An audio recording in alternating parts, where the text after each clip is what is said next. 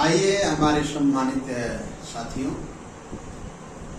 Bohr परमाणु model का जो चौथा लेक्चर हम देने जा रहे हैं वह भी बहुत इम्पोर्टेंट है। अस्थायी कक्षा में इलेक्ट्रॉन का वेग, velocity of electron in stationery orbit. ये फिगर बना लीजिए, बन गया। मान लिया इलेक्ट्रॉन जो है नाभिक के चारों ओर अस्थायी कक्षा में VN वेग से चक्कर लगा रहा है। अस्थायी कक्षा की त्रिज्या RN है। इलेक्ट्रॉन का आवेश E है और द्रव्यमान M है। प्यारे बच्चों, बोहर की प्रथम परिकल्पना से इलेक्ट्रॉन का जो कोणीय संवेग होता है आपको पता है, mn into RN equal to यानी h/2π। अस्थायी कक्षा में इलेक्ट्रॉन का कोणीय संवेग h/2π का पूर्ण है। समीकरण 1, जहाँ n बराबर 1, 2, 3 मुख्य क्वांटम संख्या है। इस समीकरण से Vn बराबर यानी h/2π RN। प्यारे बच्चों, हम जानते हैं अस्थायी कक्षा यानी अस्थायी कक्षा की त्रिज्या RN बराबर है यानी square h square epsilon 0/π m e square z। समीकरण 2 का मान 1 में रख दो तो रख दीजिए। समीकरण 2 का मान putting the value of 2 in equation 1। समीकरण 2 का मान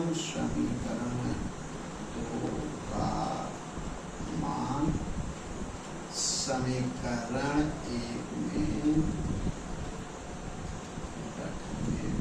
रख दीजिए। रख दिए यानी h/2π इंटू पाई। देखिए यहाँ रखना है आपको R, ये वैल्यू नीचे रहेगी, वैल्यू रिवर्स करके ऊपर चली गई। एक मान रख दिए बेटा।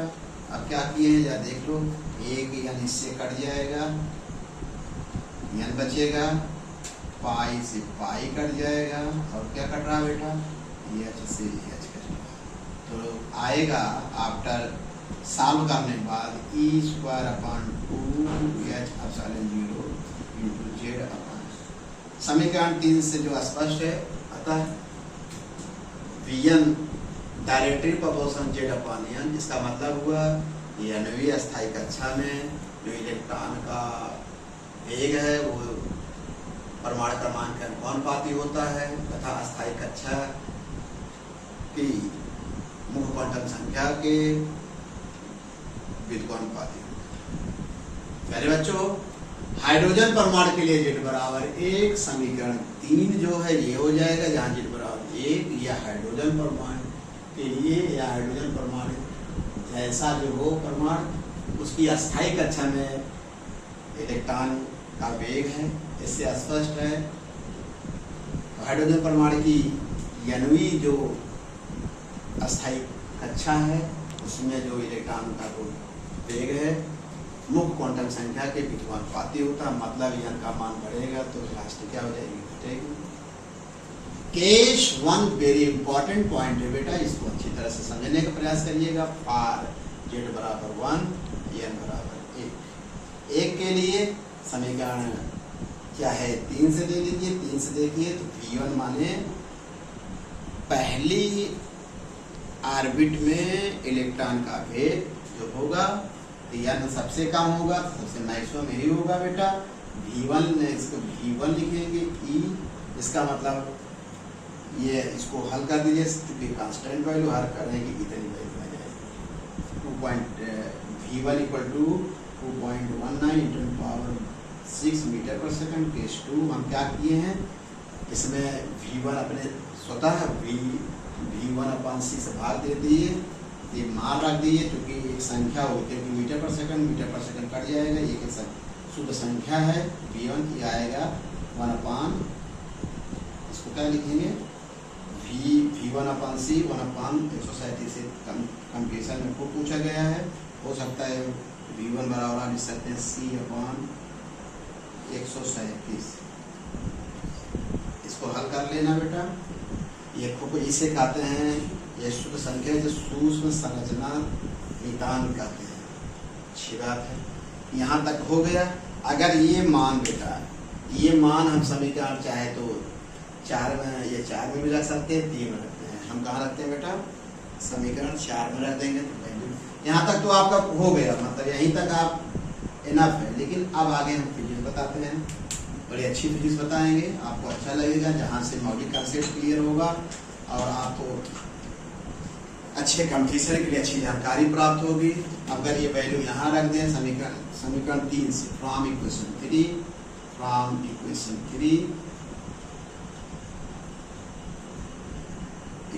3 वी के क्या प्राप्त करते हैं बेटा, वी एन इक्वल टू क्या हो जाएगा, वी ए बेटा, वी मान इसको ले सकते हैं वी वन यही होगा, क्या होगा बेटा, इसको ले सकते हैं C/137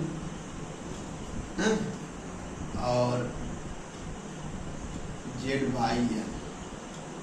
ये बहुत इम्पोर्टेंट एक फार्मूला प्राप्त हुआ, अच्छी तरह से इसको लिख लीजिए, समीकरण बन जाएगा 5। इसकी फिजिक्स क्या बनती है, 2 फिजिक्स बताएंगे, 2 निष्कर्ष बताएंगे। पहला निष्कर्ष आप जरा समझिएगा, अगर Z बराबर 137 करते हैं, यानी कोई ऐसा परमाणु हो जिसका परमाणु क्रमांक 137 होगा, जब 137 होगा तो बेटा क्या होगा, समीकरण 5 देखिए, बड़ा अच्छा लगेगा। और n बराबर 1 ऐसा कर दो, तब क्या होगा, बड़ा अच्छा लगेगा। देखिए कैसे, चलिए यही रहने V1 कर दीजिए, चलिए V1 equal to C/1 into Z का मान 137 रख दिए हैं, क्या होगा देखो, ये इससे कट गया, बटायन कट गया तो माने V1 बराबर C आ गया, और n बराबर कुछ भी हो, 1 2 3 4 बटायन भी कर दीजिए, बटायन। इसका क्या मतलब है, माने जो पहली कक्षा V1 अगर n बराबर 1 लिख दें तो क्या ये संभव है बेटा, जो किसी भी ऑर्बिट में, किसी भी कक्षा में या मुख्य क्वांटम संख्या में जो इलेक्ट्रॉन होगा उसकी चाल प्रकाश की चाल के बराबर होगा। अब तक कोई भी ऐसा कर रहे हैं जिसकी चाल प्रकाश के चाल के बराबर है। इसका मतलब यह हुआ, ये संभव नहीं है। घटती ढंग से V बराबर C कह सकते हो, लेकिन अस्थायी कक्षा में घूमते हुए अगर प्रकाश की चाल के बराबर नहीं हो सकता, इसका मतलब हुआ, इस समीकरण का स्पष्ट हुआ, Vn नॉट ग्रेटर देन और इक्वल टू किससे, C। मतलब यह न तो प्रकाश के चाल के बराबर हो सकता है अस्थायी कक्षा में इलेक्ट्रॉन का वेग, न तो उससे बड़ा हो सकता है। जब ये संभव नहीं, इसका मतलब है Z कभी भी न तो 137 के बराबर हो सकता है और न तो बड़ा हो सकता है। ये बहुत अच्छी फिजिक्स है बेटा। यहाँ समझिए, आपके लेवल समझाते हैं, मेंडलीव की अब आप समझाते हैं दूसरे टाइम। मेंडलीव की अवस्था सारणी आप जानते हो, उसमें लगभग 109 से 120 Z बराबर 120 तक हुआ, 118 तक हम आप लोग जानते होंगे बेटा, 118 तक ही खोज हुई।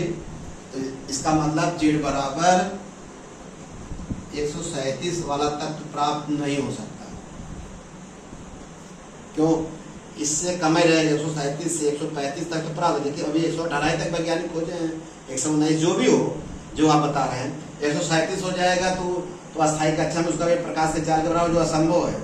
इसका मतलब Z इक्वल टू नॉट 137, ऐसा नहीं हो सकता। इसका मतलब आगे जब आप वैज्ञानिक बनेंगे, पर माने मेंडलीव के जो हैं उनकी आवर्त सारणी में सुधार करना चाहोगे, तो कभी भी Z बराबर 137 नहीं खोज पाओगे। क्यों, आज से समझ में आ गया बोहर की परिकल्पना से कि Z equal to Z not greater than R equal to 137, ना तो बड़ा हो सकता है ना तो बराबर हो सकता है। ऐसा होने से उस परमानेंट ऑर्बिट में जो इलेक्ट्रॉन का वेग होगा प्रकाश की चाल के बराबर हो जाएगा, जो कि इम्पॉसिबल है। इसलिए कभी भी वैज्ञानिक Z बराबर 1 के लिए कोशिश पूछ लीजिए, कभी भी एक खोज नहीं कर पाएंगे। इस तथ्य की खोज नहीं हो पाएगी मेरे हिसाब से, फिर इस हिसाब से किसी से पूछिए 137 का जरा आप आओ प्रिंसिपल से, इसका इलेक्ट्रॉनिक विन्यास जरूर कर देगा, ना तो पूछ के बताइएगा, या वहां आगे जो बात हो जो लगाओगे SPDF जो आप ऐसे ऐसे फिगर बनाते हो वो इस हिसाब से करोगे, लेकिन जब फिजिक्स आज के बाद नहीं करोगे तो इसका इलेक्ट्रॉनिक विन्यास हो ही नहीं सकता। क्यों भाई कहानी लेकर लगाइए, लेकिन सोचो क्या है वो, उसका फिजिकल सिग्निफिकेंस है, संभव है कि नहीं संभव, हर चीज के इलेक्ट्रॉनिक विन्यास ही करोगे। मेरे विचार से आपको आप समझ में आ गया, Z बराबर या ग्रेटर देन नॉट 137 नहीं हो सकता।